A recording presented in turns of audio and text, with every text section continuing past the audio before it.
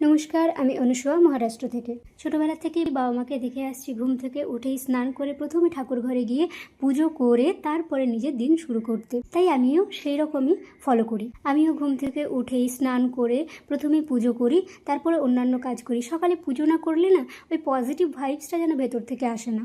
পুজো শেষ হওয়ার পর আমি চলে গিয়েছিলাম ডাইনিং হলে ব্রেকফাস্ট নেওয়ার জন্য, কারণ এখন তো কোনো স্টুডেন্ট নেই, তো আমি ওখানে বসে ব্রেকফাস্ট করবো না, আমি ব্রেকফাস্ট নিয়ে আসবো। চলো দেখা যাক আজকের ব্রেকফাস্টে কি আছে।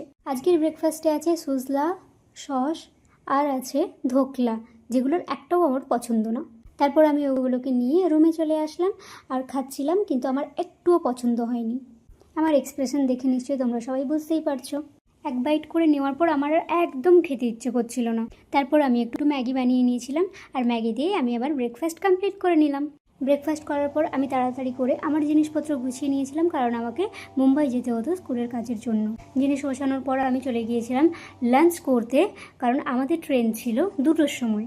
তারপর আমি বেরিয়ে পড়েছিলাম মুম্বাই যাওয়ার জন্য। তো তারপরে আমি আর কোনো ভিডিও নিইনি। তো চলো মুম্বাই গিয়েই তোমাদের সাথে দেখা হবে। টাটা।